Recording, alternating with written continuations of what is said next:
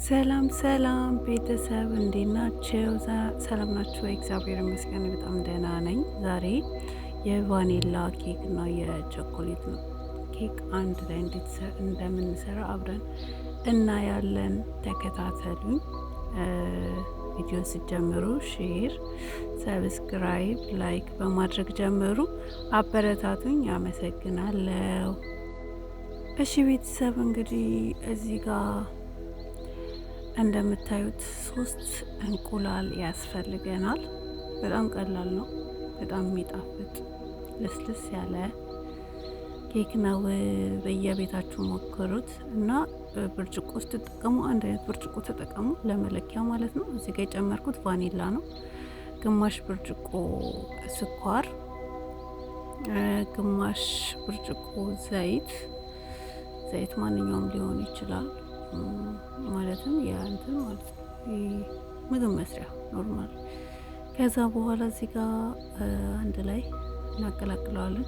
እንትን መምቻ ማሽን ከሌላችሁ በሽቦም ይሆናል ለመምቻ ማለት ነው። ግን አንዳንድ ያደርጋችሁ መምታት እንደዚህ አንድ ላይ ምናልባት በደንብ ላይ መጥተው ስለሚችል አንዳንድ አድርጋችሁ መምታት ትችላላችሁ። አንዳንድ ማለት ለምሳሌ መጀመሪያ እንቁላሉን ከዛ በኋላ ደግሞ ስኳርን ጨምራችሁ አንድ ላይ ከዛ በኋላ ደግሞ ዘይቱን ጨምራችሁ እንደዛ እያደረጋችሁ ከመጣችሁት አሪፍ ይሆንላችኋል ማለት ነው። ማሽን ለሌላችሁ ማለት ነው።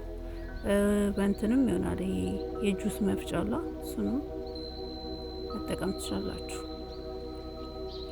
እና እንደዚህ አድርገን በደንብ አድርገን እንመተዋለን ማለት ነው። እዚህ ጋር እኔ እንደዚህ ሆኖልኛል። በደንብ ካልመታችሁት ጥሩ ላይሆን ስለሚችል በደንብ መምታት አለባችሁ። ከዛ ግማሽ ብርጭቆ ደግሞ ወተት እንጨምራለን። ከዛ በኋላ እናቀላቅለዋለን በደንብ ማለት ነው። በደንብ ካቀላቀል ነው በኋላ ትንሽዬ እንትን ጫው ደግሞ እንዳትረሱ። ትንሽዬ ጫው በጣም ሳታበዙ ማለት ነው። በጣም ጨምሩ። ከዛ እንደዚህ በደንብ አድርገን እናቀላቅለዋለን። ከዛ እዚህ ጋር እኔ ዱቄት 2 ብርጭቆ ዱቄት አዘጋጅቻለሁ። እሱን ቤኪንግ ፓውደር ላይ አድርጌ አቀላቅለዋለሁ ማለት ነው። መጠኑን እናንተ እንደፈለጋችሁት ነው። አሁን ለምሳሌ ቤኪንግ ፓውደር በዚች በትንሿ ማንኪያ አንድና ትንሽዬ ሚስጫ የተጠቀምኩት ማለት ነው። በቃ አንድ ሾርባ ማንኪያ እንደማለት ነው። ወይም ደግሞ በደንብ ሳይሞላ ሾርባ ማንኪያ እንደማለት ነው።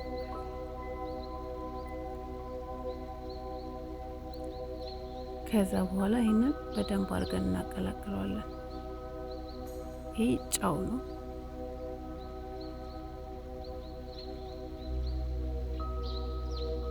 ትንሽ ጨው። ከዛ በኋላ በደንብ ማቀላቀል። ከዛ በኋላ ወንፊት ብትጠቀሙ አሪፍ ነው የሚሆነው። ምክንያቱም ወንፊት ስትጠቀሙ ልስልስ የማለት ባህሪ ያለው እና እንደዚህ እያደረግን ትንሽ እያደረግኩኝ ከእንትኑ ጋር ቅድም ካቀላቀልነው ጋር እናገናኘዋለን ማለት ነው ዱቄቱን። እና ሰብስክራይብ እያደረጋችሁ ሼር እያደረጋችሁ አበረታቱኝ። ጀማሪ ዩቲዩበር ነኝ እና አመሰግናለሁ። እንደገና ደግሞ ኮመንት ላይ አስተያየታችሁን፣ ሀሳባችሁን ኮመንት ላይ አስቀምጡልኝ ቤተሰብ። እና እዚህ ጋር እኔ ዱቄቱን አበዛሁትኝና ቶሎ እንትን አልልም አለኝ። ያው ማሽን ስላለኝ እሱን መጠቀም እችላለሁ ለማቀላቀል። ቅድም ማሽን የሌላችሁ ልጆች ያልኳችሁ ግን በዚህ ሽቦ መጠቀም ትችላላችሁ። ነገር ግን ዱቄቱን ትንሽ እያደረጋችሁ ብትጠቀሙ ልክ ይመጣል ማለት ነው። እኔ ሰርቼ አውቃለሁ ያለ ማሽን ማለት ነው። እና እንደዚህ እያደረጋችሁ በደንብ ማለት እና ይሁን። ይሄ በደንብ መትቼዋለሁኝ። ከዛ ዱቄት ሊጡን አንድ ላይ አድርገን እናዘጋጀውና ከዛ ምን እናደርገዋለን እናከፋፍላቸዋለን ለሁለት ማለት ነው። ትንሽዬ እንቀንስና ካካው እንጨምራለን፣ ቸኮሌት እንዲሆንልን ማለት ነው። ካካውን ጨምርና ያንንም በደንብ አድርገን እናገለግለዋለን።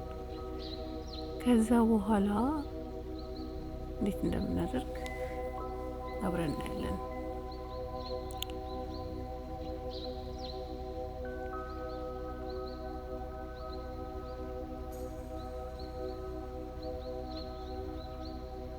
እና አሁን በቂው ነው ማለት ነው። በደንብ ተቀላቅሎልኛል።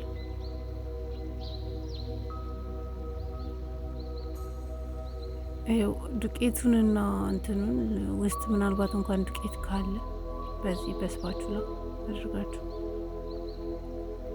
እንትን ማለት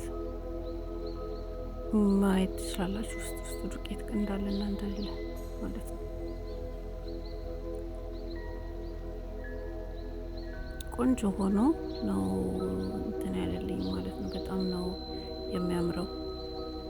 ያው እንደምታዩት እዚህ ጋር ለእንትን ነው እየቀነስኩ ያለሁት እኔ ለቸኮሌቱ ማለት ነው። ከዛ በኋላ እኔ 1 ሾርባ ማንኪያና ግማሽ ነው የተጠቀምኩት ማለት ነው ካካው። ይሄ በትልቁ ሾርባ ማንኪያ አንድና ትንሽዬ። ከዛ ካካው የእንትን የሚያያዝ ባህሪ ስላለው በወንፊት ብታለያዩት የተሻለ ነው የሚሆነው። እንዳለ ከጨመራችሁ ሊጓጉልባችሁ ስለሚችል ማለት ነው።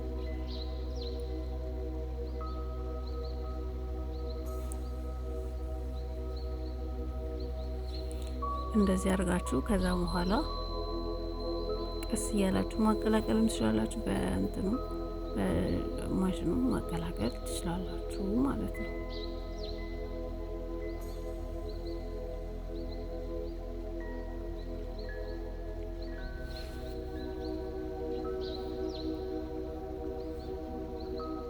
ትንሽ ቶሎ አይቀላቀልም እና ያው ቴክስት ሊኖራችሁ ይገባል።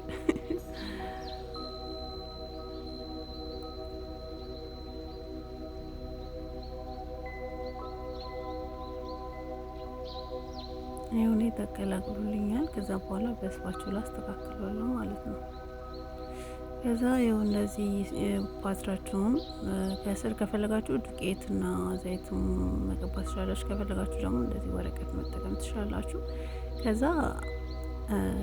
ከስር ጥቁሩን አደረኩኝ፣ ቸኮሌቱን ማለት ነው።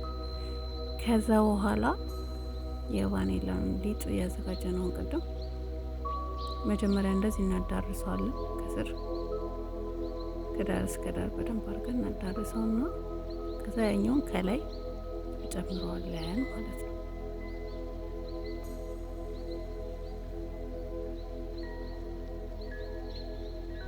እንዴት እንደሚያምር ጋይስ የምር እና እንደዚህ አድርጋችሁ ሰርታችሁ በየቤታችሁ ብሉ እላችኋለሁ። ስለተከታተላችሁኝ በጣም ነው የማመሰግነው። አያችሁ ምን ያክል ቀላል እንደሆነ እና ሰብስክራይብ ስለምታደርጉኝ፣ ስለምታበረታቱኝ፣ ላይክ ስለምታደርጉኝ በጣም በጣም ነው የማመሰግናችሁ ቤተሰብ።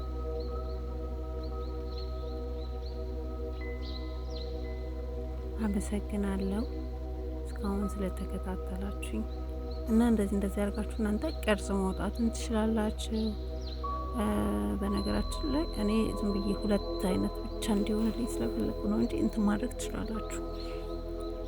ቅርጽ ማለት እንደፈለጋችሁ ስታይል መስጠት ትችላላችሁ እናንተ ማለት ነው። እኔ እንደዚህ ስለፈለኩ ነው። በጣም ያምራል። ደግሞ በጣም ልስልስ ያለ ነው። ከዛ ወደ ኦቨን በ180 ሊሆን ይችላል። ደስ እንዳላችሁ አድርጋችሁ እናንተ ማለት ነው።